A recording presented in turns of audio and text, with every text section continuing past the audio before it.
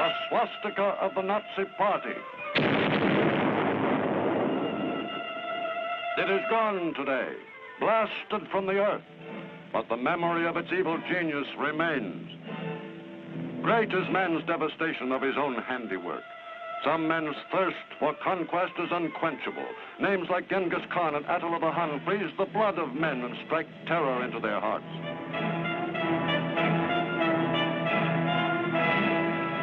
Such a name was Adolf Hitler.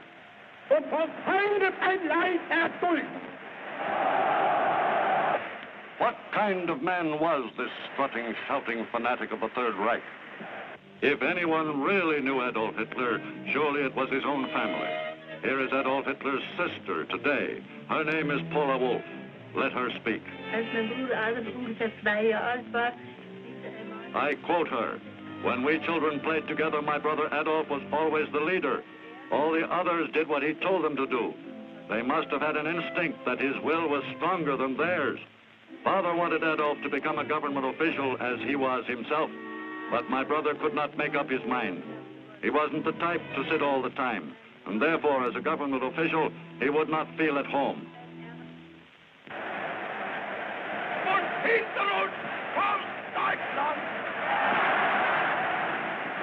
Hitler, a faceless nobody, a failure in early life who rose from the depths of a defeated and despairing Germany after World War I and fell at Armageddon years later amid the terrible wreckage of his own creation, the Third Reich.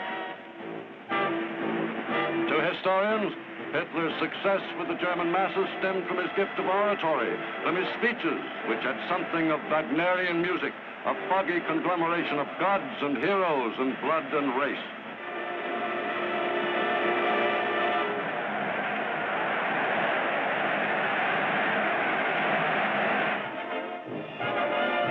The tale of his boyhood in Kaiser Wilhelm's Germany is soon told. In the city's streets, among the crowd, the camera's eye seeks in vain for the son of a petty customs official. Proud, apart, almost friendless, he dreams of being a poet, an architect, an artist. But he winds up as a house painter and sometime common laborer. Through his 20s, the world knew nothing of him.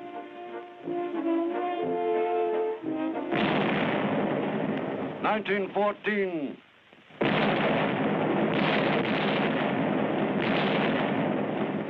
The Great War rescues him from failure, a time for heroic deeds. A new symbol, the swastika, rises from black German defeat. Members sign up for the German Workers' Party. The symbol appeals to Adolf Hitler. As a corporal, he had been wounded and gassed in the war, and he soon leads the bitter veterans in the dark days that follow. The parades are an integral part of this new political force, soon to become the National Socialist or Nazi Party. It is now 1920, and Hitler talks himself into the leadership of the party.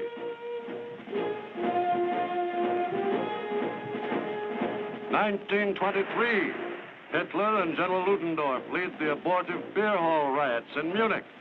Hitler goes to prison, and the fanatic Dr. Goebbels takes over the party. From headquarters in Munich, Goebbels screams, "We build the Third Reich on propaganda." While the parades go on, Hitler sits in Landsberg prison and writes Mein Kampf, the Bible of the Nazi movement, the answer to unemployment, breadlines, depression. Fight, fight. Julius Schaub, an early follower of Hitler and a fellow prisoner during Germany's days of desperation, talks now. Während unserer gemeinsamen Festungszeit im Land. I quote, "While we were prisoners together at Landsberg, Adolf Hitler spent the mornings working on his book, Mein Kampf. In the evening after supper, when we came together, he used to read us several chapters from his book. There were discussions. The main participants in these discussions were Hess, Griebel, and Dr. Weber. For us young people, it was a training school, if I may say so, because at that time we hadn't realized just what Adolf Hitler was planning to do." Out of prison and now a hero, a happy Hitler resumes control of the party. The fascist salute, borrowed from Mussolini, becomes part of the ritual, along with the banners and the rallies. Other close ties with the Italian fascists are built. Hitler and Rudolf Hess greet Mussolini in Munich, perhaps seeking to learn the way to seize power. The anti-Semite fanatic Julius Streicher is there, and the groundwork is laid for cooperation between the fascists and the Nazis before Mussolini returned to Rome. Behind the pattern of demonstrations, parades, inflammatory speeches, and rituals lies a diabolical purpose. Hitler says in Mein Kampf, man is a fighting animal. A nation, being a community of fighters, is a fighting unit. Any living organism which ceases to fight is doomed to destruction. The present government is weak. Therefore, true Germans must fight this government, conceived in shame and perpetuated in weakness. In speech after speech, Hitler screams his dogma at the German people. Nazi meetings begin to look more like military maneuvers than political rallies. 1928. Hitler has 12 seats in the German Reichstag. By 1930, the world depression is strangling Germany. Hitler now has an ally. Rioting and disorders play into the hands of the Nazis. And by 1932, they hold 230 seats. Violence and intimidation become part of the pattern. Their newspapers, filled with inflammatory propaganda, carry the message. 1932, Hindenburg defeats Hitler for the presidency by a slim margin, the beginning of the end for him.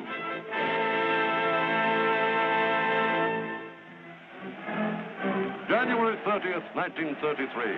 Hindenburg is through.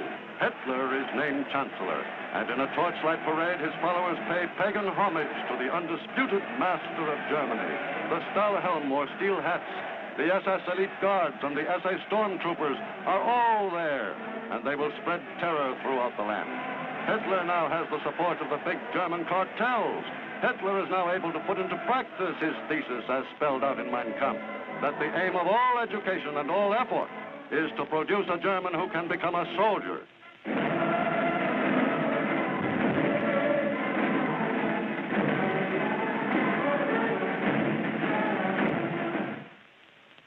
The Nazi Party can now start organized persecution of those Hitler has declared enemies of the state.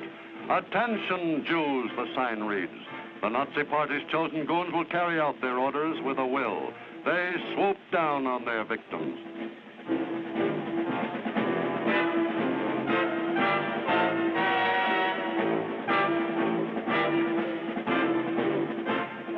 Homes are broken into day and night.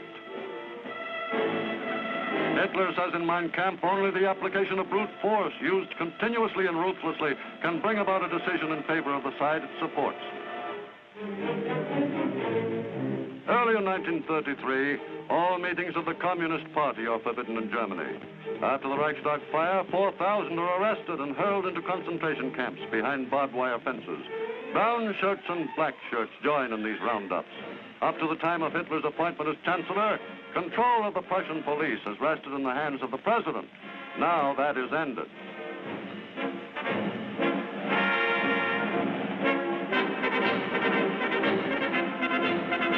The Prussian police are commanded by Hermann Goering, whose beer barrel shape contrasts with the lean, hard bodies of the men under his command. But there's not to reason why or to question the will of the Führer. August 2nd, 1934, President von Hindenburg, the idol of the German people, dies. Hitler digs in, assuming the presidency and consolidating the office with that of Chancellor. He prods the German people toward his goal at an ever-quickening pace. The Nazi Party consolidates its strength and follows its blueprint to dominate the entire country. Hitler begins to acquire the glassy stare of the self-convinced messiah and has already become a total dictator. Several months earlier, he told a dismayed Reichstag the details of his first bloodbath. Minister President Hermann Goering, Hitler says, has been the avenging angel of the Führer. Kurt von Schleicher and his wife have been shot dead. Captain Ernest Röhm, once Hitler's companion, is gone. Cries out Hitler, if anyone reproaches me and asks why I did not resort to the regular courts of justice, then I say this. In this hour, I was responsible for the fate of the German people.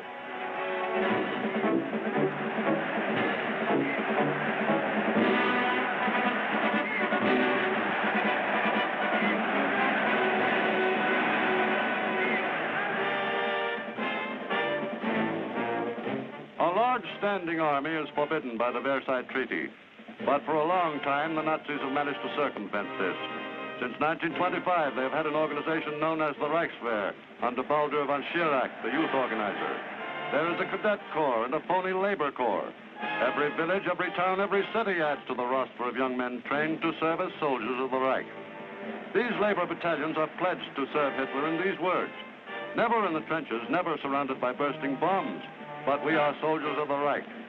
At first, these men drill with shovels, and Germany has more hunting clubs than game, a cover for other military organizations. Gradually, the world begins to see through this massive subterfuge.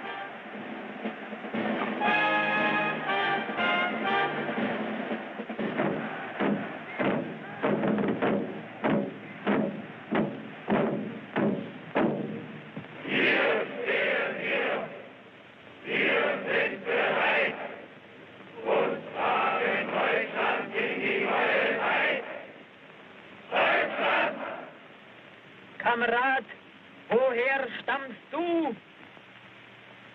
Aus Friesenland. Und du, Kamerad? Aus Schlesien. Von der Saar. Ein Volk, ein Führer, ein Reich, Deutschland!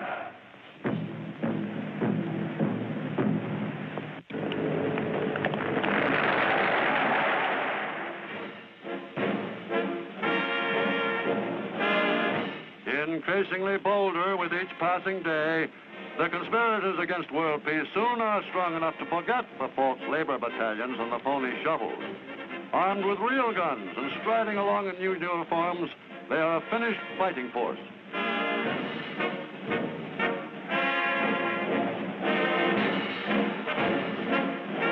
Cavalry, another violation of the Versailles Treaty, whose framers remembered the feared Uhlans, passes in review before the Reichswehr.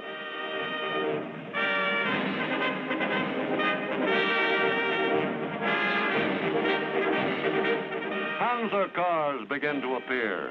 As time passes, the goal, world conquest, seems closer. Hitler begins to feel that he is as ready as he ever will be. March 7th, 1936. He announces his troops will reoccupy the demilitarized Rhineland. The troops march west, 35,000 strong. Don't worry, Hitler tells the Allies, this is only symbolic. Nevertheless, world capitals are jittery. Paris considers mobilization, but nothing happens. Britain is too preoccupied with her economic problems. Hitler's bold revival of German militarism, the reappearance of the German eagle, the dedication of the Nazi Party, all these signs fail to arouse action. America, with prosperity returned, is indifferent.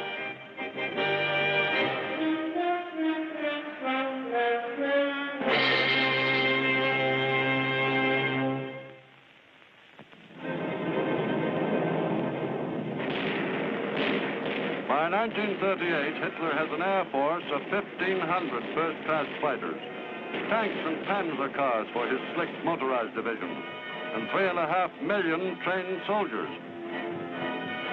March 11th, 1938, Der Führer makes his first move across traditional German borders. He invades Austria, and within 2 days, a puppet Austrian chancellor proclaims the unification of the two countries. Another diplomatic card in Hitler's hand, the revived German Navy, a nightmare to Britain with her exposed sea lanes. She, France, and Italy sign the infamous Munich Pact. September 1938. By the following March, Hitler gobbles up the remainder of a prostrate Czechoslovakia. The great Skoda munitions works is added to the Nazi arsenal. More weapons for De Führer's conquests. The Munich Pact becomes a symbol of appeasement, and the world wonders where the next strike will be. And now Russia begins to show an active concern. No bridegroom could be happier than Adolf Hitler, who is keeping his rendezvous with destiny. In 6 short years since he became chancellor, the German eagle again has the world trembling. Facing France, the Siegfried defense line bristles with tank traps and guns. But Hitler's move will not be there, but to the east. Yes, Poland is the next target. As Germany and Italy sign a military pact, the German divisions are sent to the Polish border and begin maneuvers. The world, hoping for Russian intervention, is shocked when Hitler and Stalin sign a friendship pact.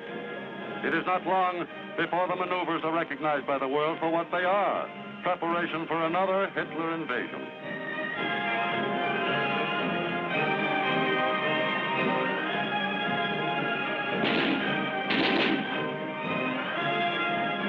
To the Polish border, Hitler has sent divisions of cavalry to cope with the Polish mud when it becomes too difficult for the mechanized divisions.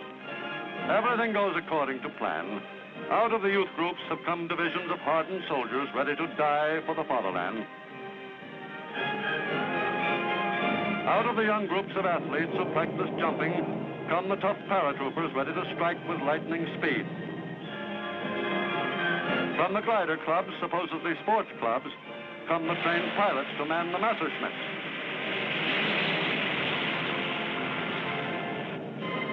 And out of the merchant marine come the trained submarine crews, ready to man the Atlantic wolf packs with which the world is ill-prepared to deal.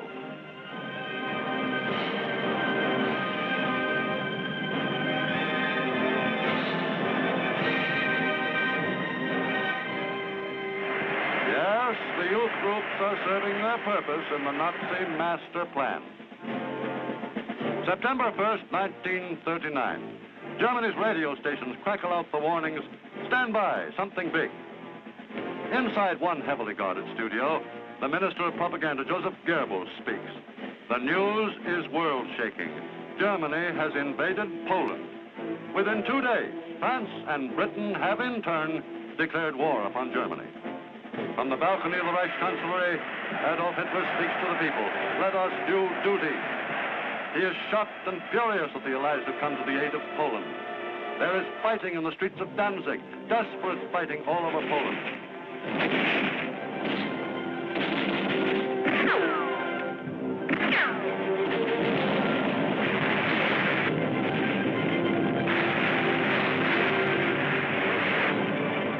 Poland is literally burned off the maps of the world as the Panzer divisions execute the first of the ferocious blitzkriegs. The German-Polish frontier disappears as the Poles try to oppose a moving 20-mile wall of steel and firepower with their ancient cavalry. Hitler goes to the front to view the slaughter at Poznan. In 3 weeks, the nation is reduced to unresisting ashes.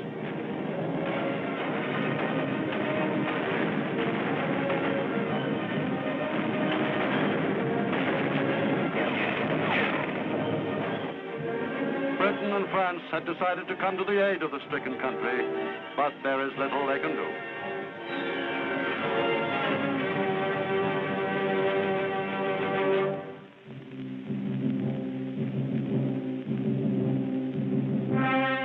Before the autumn leaves have fallen, the subjugation of Poland is complete. The world now knows it is engaged in a death struggle with the former unemployed house painter, now become world conqueror.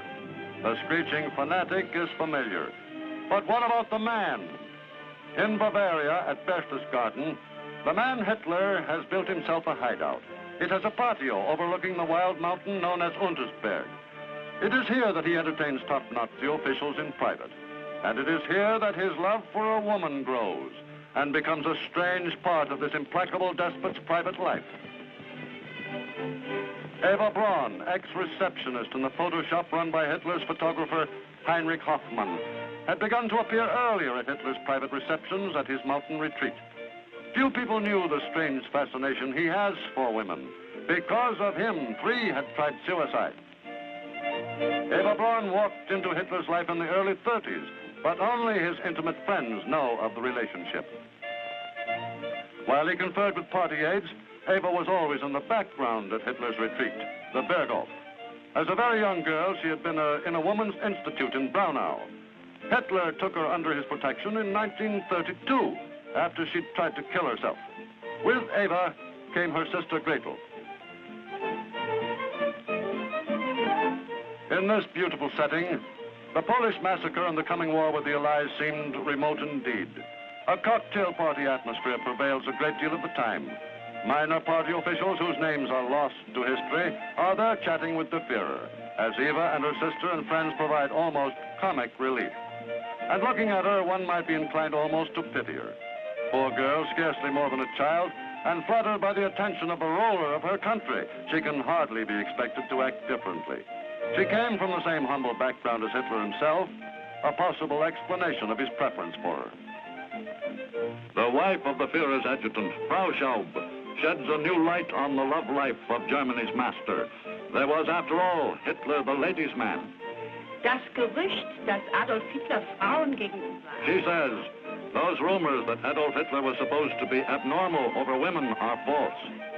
As the wife of a man who was his adjutant for 20 years, I had numerous occasions to watch him in private, and also when in the company of ladies.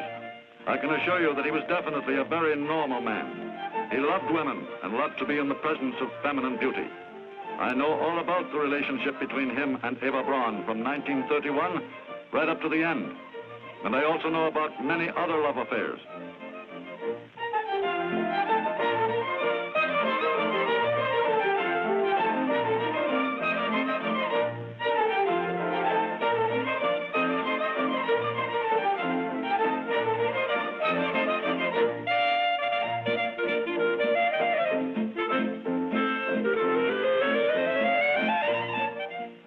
Eva first was seen with Hitler in his house in Munich, and then at the Berchtesgaden hideout when that was built. She is seldom photographed with Hitler. She is rarely alone at the Berghof. In addition to Sister Gretel, she has many of her friends who help to provide light-hearted diversion, as a balance perhaps for the more serious matters under consideration. They are joined by the wives of Hitler's visitors among the party members. Eva herself enjoys the picture-taking sequences. Perhaps it is the camera that causes the playful mood. Perhaps it is an escape from the frightening decisions being made at these meetings.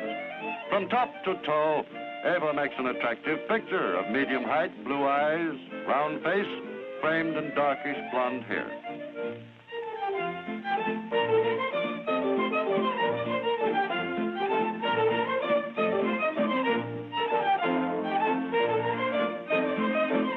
We have no comment from Hitler about his sweetheart. From others come varying opinions. Says Heinrich Hoffmann, who discovered her. She is an ordinary, pretty little shop girl with all the frivolity and vanity of her kind. To Dr. Goebbels, she is that stupid flapper. Knowing how Hitler despises fatness in any form, Eva spends a few hours a day in exercise.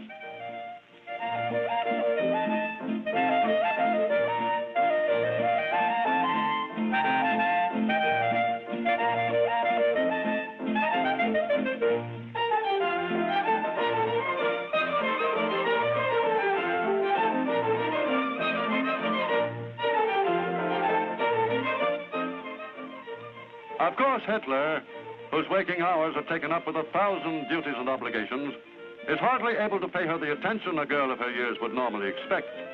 While some of the entries in her diary tell of Hitler's anger and of his neglect and her own mortal unhappiness, she also writes with pride that she is the mistress of Germany's and the world's greatest man. Then she seems not to mind the neglect.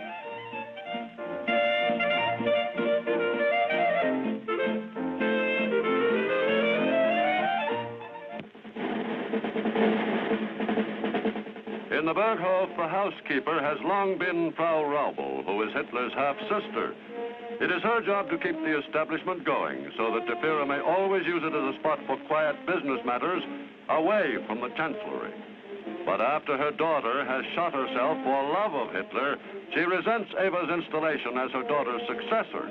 In the end, Frau Raubel quits her post, leaving Eva the chatelaine responsible only to her lord and master in every sense of the word.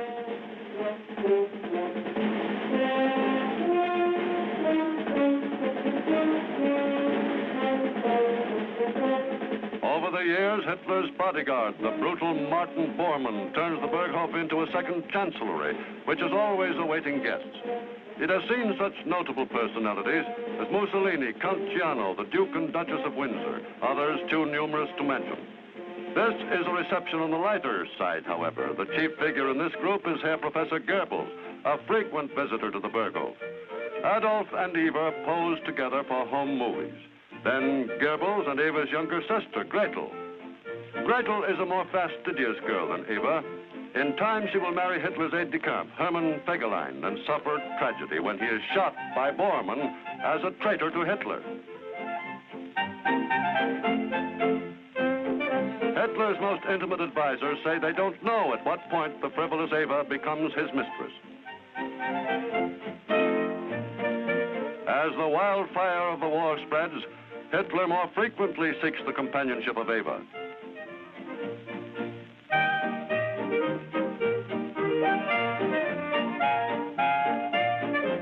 There has been gossip about Hitler and Eva being the parents of a child, but it seems untrue. This baby is probably the daughter of one of her girlfriends.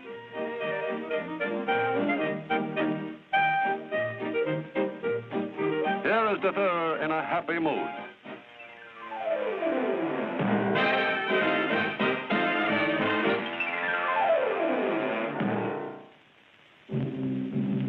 It is hard to imagine now that a great war is raging. Hitler's private guard is ready for a visitor. The only intimation of war comes when someone like Count Ciano, Mussolini's son-in-law, comes to Berchtesgaden. Hitler wants to know when Benito is going to keep his promise to come into the war. Several months have gone by and Italy is still neutral. But this serious business does not interfere with the round of gay swimming parties featuring Eva Braun and her friends in a kind of water ballet. The fact that Britain and France are going to make a real effort to cut short the mad career of her lover does not curtail the daily diving practice.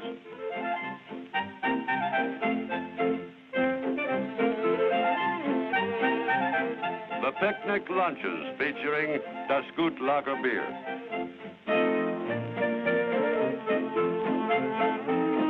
Another episode starring Eva with a supporting cast of Nazi leaders visiting Berchtesgaden. Perhaps the habit of stripping the possessions from enemies of the Reich has caused them to forget their manners.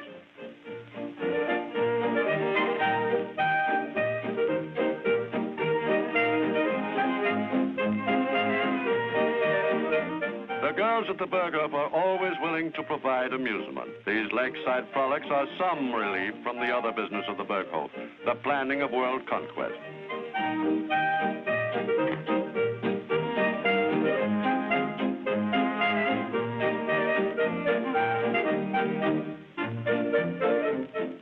Still more water sports. It is the era of the rubber raft in the Bavarian lakes near the Berghof, and fun for the visiting leaders of the self-styled master race. Far different from the rubber rafts which are floating in the vast areas of the Atlantic with their human cargoes consigned to the sea by Hitler's roving deadly submarine wolf packs.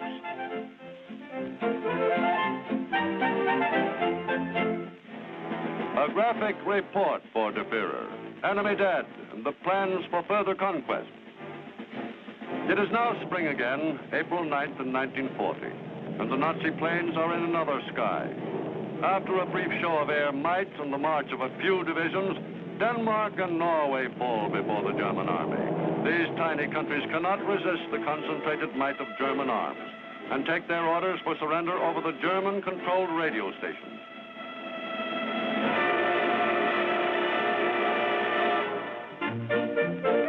But even Hitler's attempts to remake the map of Europe brings few changes to Berchtesgaden. At Hitler's hideaway, it seems that everything is always the same. The same girls in bathing suits seated on the same blankets, the same water sports, the same carefree air. But not entirely. The beauty of a butterfly's wings are indeed fascinating, as are many things bright and gay. But a butterfly's wings are quite different from those of transport planes. And the transport planes carry a deadly cargo.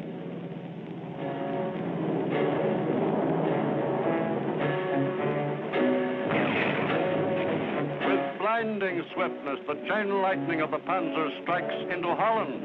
Surrender is almost immediate, then into Belgium.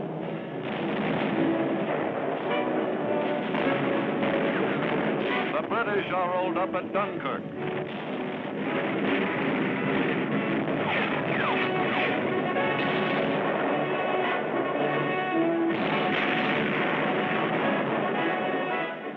This time, Paris in the spring is a sad Paris.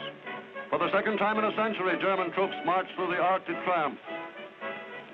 June 22nd, 1940, in the same railway car in the forest of Compiègne, which witnessed the German humiliation of 1918, the French are forced to sign the unhappy armistice. Among the Germans, there are congratulations all around, and De Führer, really letting himself go for once, almost dances a little jig. After a visit to the Paris Opera House, Hitler goes back to Berchtesgaden. He is spending more and more time in the old familiar haunts now, strolling the paths from the Berghof to the tea house that has been built for him.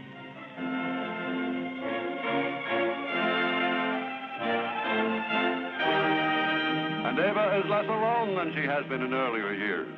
Under the impact of the tremendous events that rocked the world, Eva is undergoing a change. She senses the role she plays in her lover's drama, and this time, with Julius Streicher as guest, she acts with more dignity.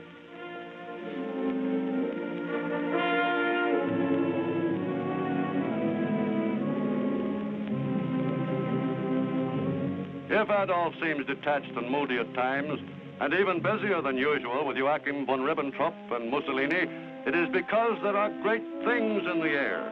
Everything is pointing to a blow at England, the bases in France and Norway, the air battle over Britain.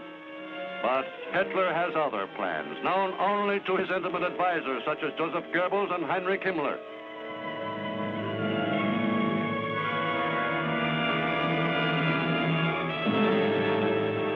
June 22nd, 1941.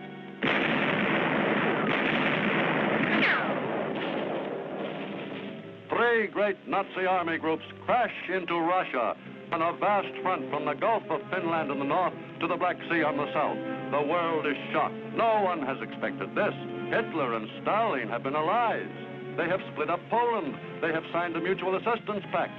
The drive carries deep into Russian territory.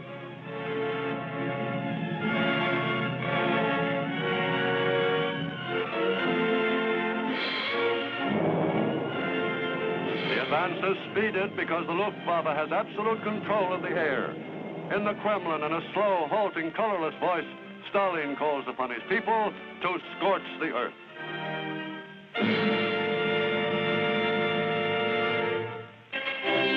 But the Japanese attack on Pearl Harbor on December 7th, 1941, has brought new allies and generals to the Supreme Command. Eisenhower and Bradley join Montgomery and Tedder.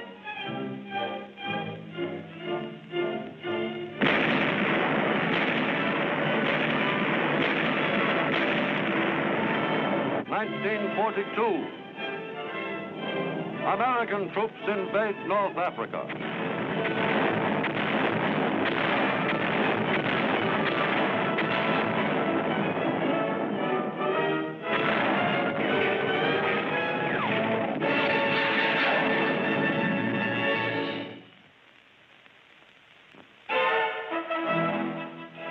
Hitler's Russian invasion has stalled in a great swirling maelstrom of blood and fire, whose vortex is Stalingrad.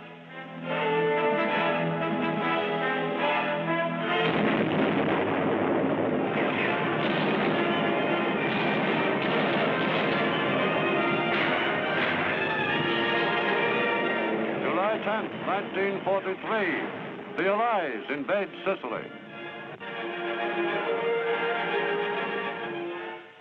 Hitler has Mussolini in for a conference.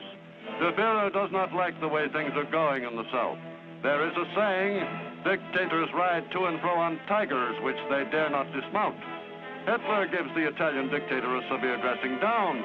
Benito listens, knowing his armies are collapsing. Eva is still kept in the background at the Berghof, doing her slimming exercises alone as her Führer struggles with the titanic problems of the war.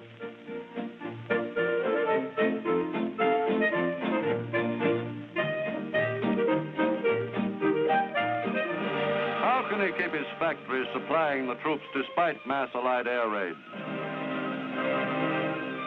How to get more work out of slave laborers whose will to work must be created through terror and torture, and whose physical energy is being sapped by the lack of food due to the strain on the German economy.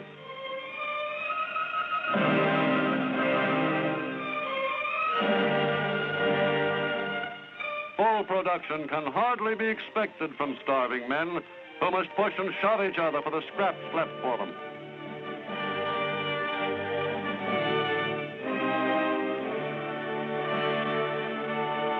Their desperate existence is hardly considered by the residents of the Führer's private retreat atop the mountain in Bavaria, Eva and her friends.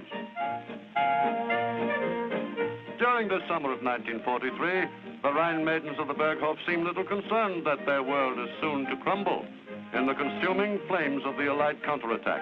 Little Eva and her friends hardly have the capacity for such speculation. Her sister Gretel, heavier now, joins in the enjoyment at one of the crystal streams near the Berghof.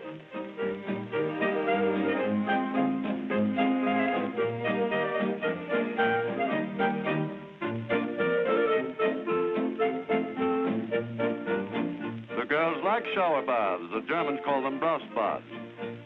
This falls makes a natural one, cooling on this hot summer's day. But the showers of the German concentration camps are a different kind of shower. In place of the cooling mountain water, their jets carry deadly cyanide gas, showers of death for the unwanted, race extermination.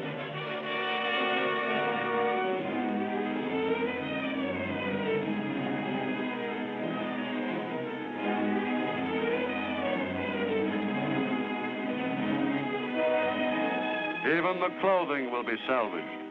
In its death throes, the Third Reich will overlook nothing usable.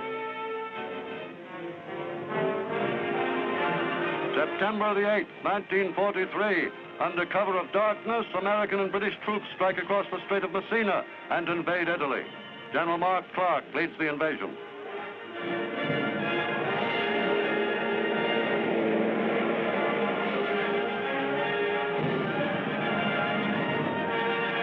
Scratch one dictator, Mussolini.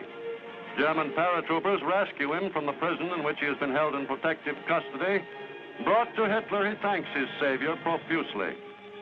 He will live to be hung by his heels in the public square at Milan.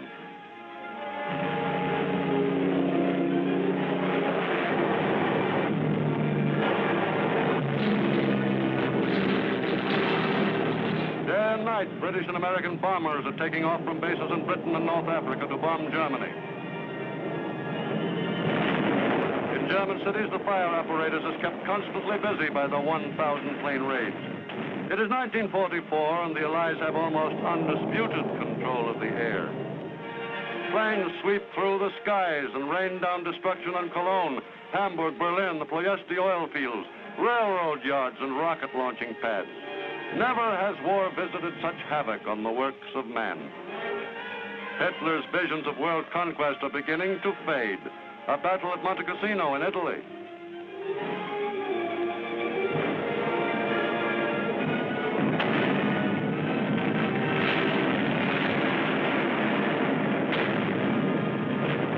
Soldiers of many nations are in the bitter fight for the monastery.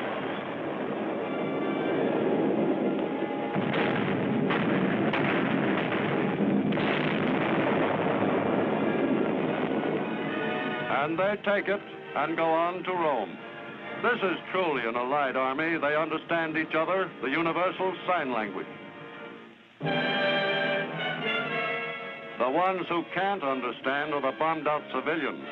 They know little about the mad dictator who has caused their plight, especially the children. Along the shell-torn roads they trudge, seeking shelter.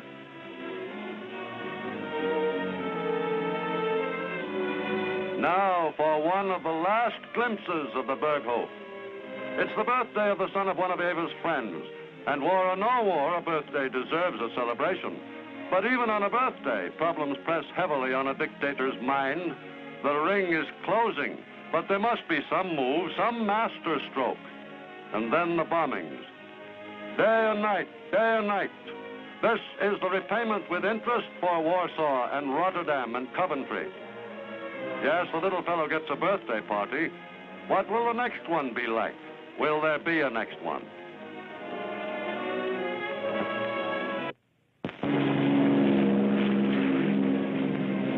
June 6, 1944. The French coast from Cherbourg to Le Havre. This is D-Day, 40 Allied Division storm ashore.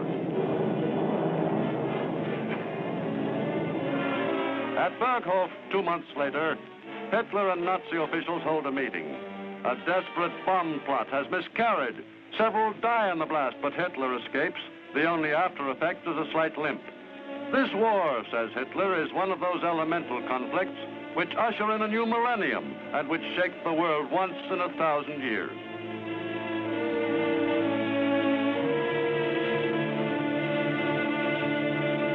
This is Schaub, who was then personal aide-de-camp. Stalingrad. He says Adolf Hitler's state of health got a lot worse because of the setbacks on the front, especially after the Battle of Stalingrad. He couldn't sleep, his nerves got worse, and he was forced to take to medicine. But I must kill all those rumors. His brain was perfectly in order, right up to his death.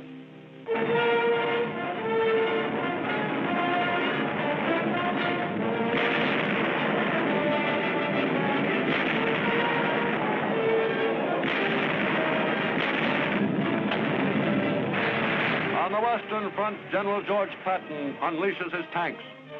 Hitler has worked his revenge for what he considered the humiliation of Germany. He is paying its price. To a desperate Hitler, his blondie is of some comfort. Faithful when even the Fuhrer's life is threatened by his former friends. She is trained to kill on command.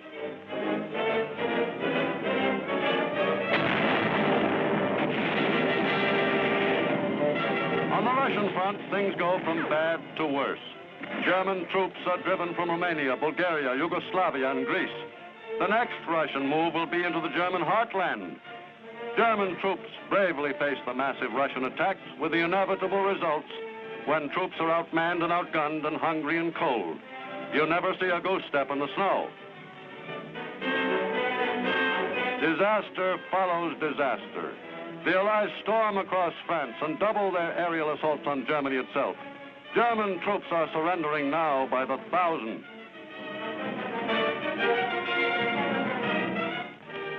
The white flags of surrender are fluttering everywhere. The GIs pull down the swastika and run up the stars and stripes.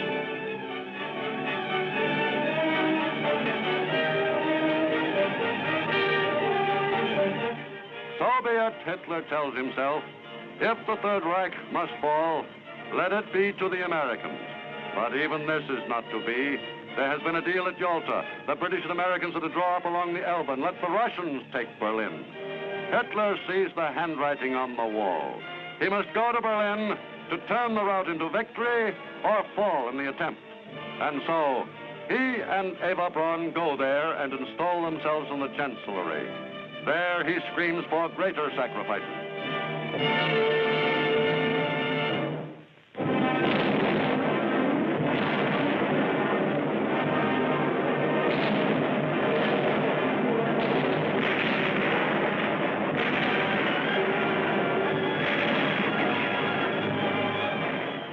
Berlin, a city in its death throes.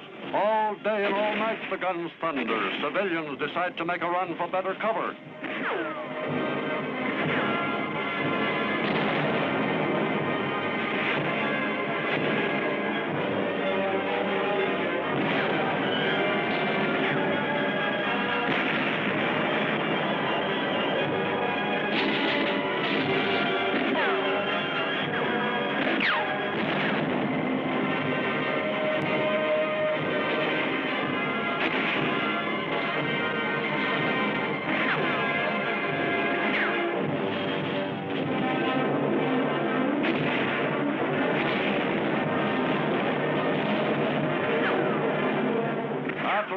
You get so you take chances.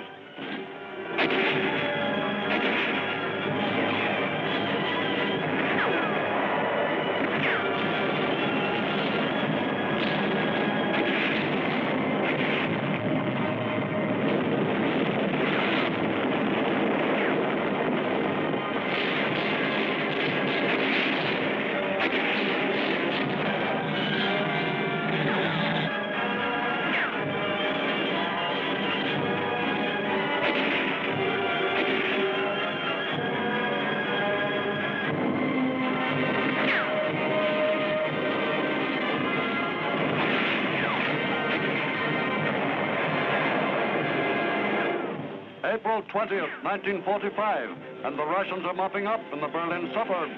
Hitler has called in his staff, the final meeting. Should they fly to the south? Hitler elects to stay until the end and goes to a bunker under the Chancellery with Eva. Himmler and Goering desert. The crashing gunfire is the sound of approaching doom. On April 22nd, Hitler is in a state of nervous collapse. He refuses to leave the bunker. Julius Schaub remembers the scene. Ein Schlafzimmer im Bunker. He says, I entered his bedroom in the bunker with him. On the table there was a 7.5 pistol. He went up to it. I got a terrible shock. He cocked the gun. But no, it wasn't the last hour yet. He was only making sure it was loaded. A few days later, the event took place, which I thought was going to happen at that moment.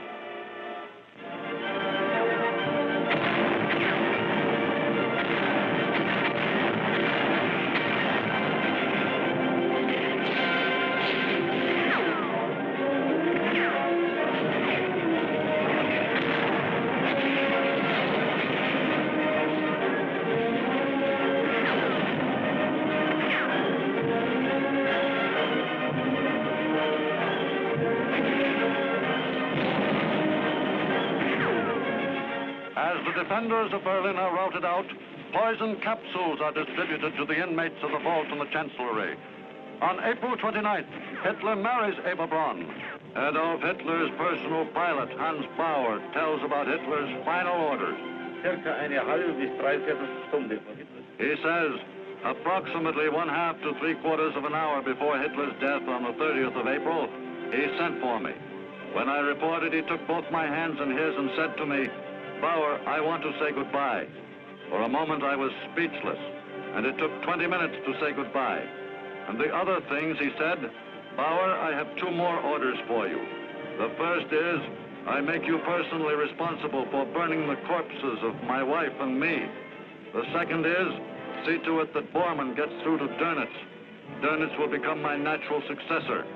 I have given Bormann large numbers of orders and documents to take with him to Dönitz. All the time I was struck by Hitler's clear way of speaking. I couldn't believe that this was to be the finish.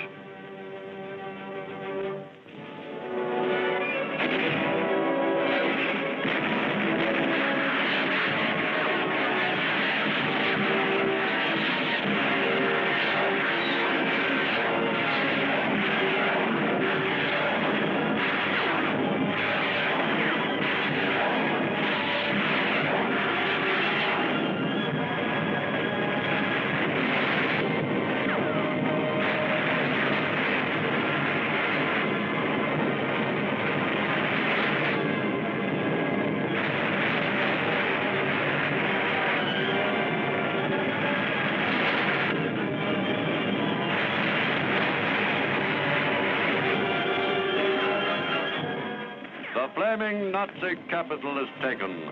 The last defenders are hauled from their holes. Amid the complete ruin, it is difficult to find out what happened to the fallen Nazi idol, but the full story is pieced together later.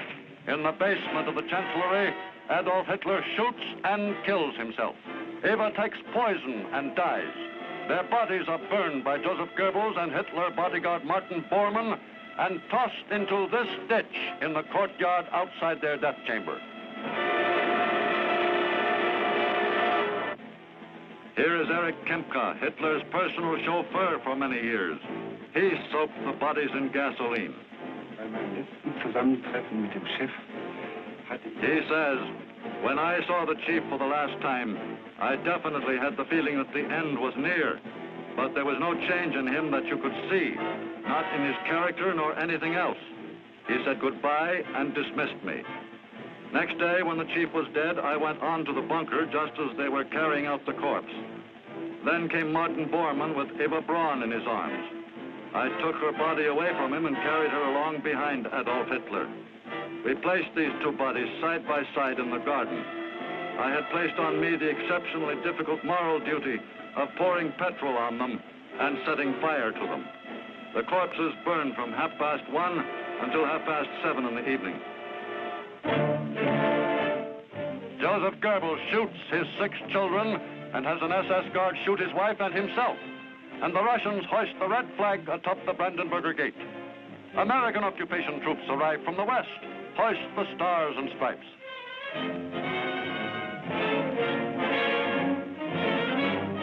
Allied leaders, including American generals and Russian generals, take over. The Third Reich dies in a last convulsive catastrophe. The guns crackle sporadically. The Russians are shooting all suspicious persons.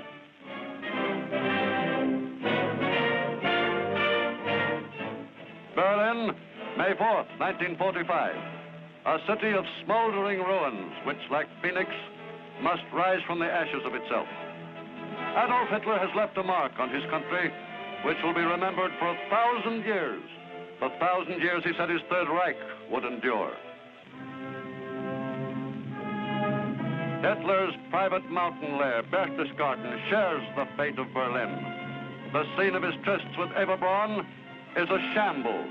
The actors have left the scene forever. The Nazi leaders are dead or in prison, and the female lead, Eva herself, is a rotting corpse, charred beyond recognition. And what shall we say of the principal actor, the part-time common laborer whose dream of leading his people to world conquest ran the gamut of violence, torture, concentration camps, mass death chambers, and ended in utter destruction. In death, as in life, Adolf Hitler remains the sinister symbol of tyranny, the ruthless tyrant whose mad ambition did not stop with the enslavement of his own people, but stopped only after it had unleashed upon the world the most brutal war in recorded history.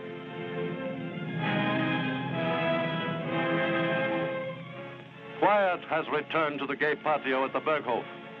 A quiet which, despite the brutal lesson to be learned from the life of Hitler, has not yet returned to the world. The horrible specter of man's inhumanity to man still dwells among us.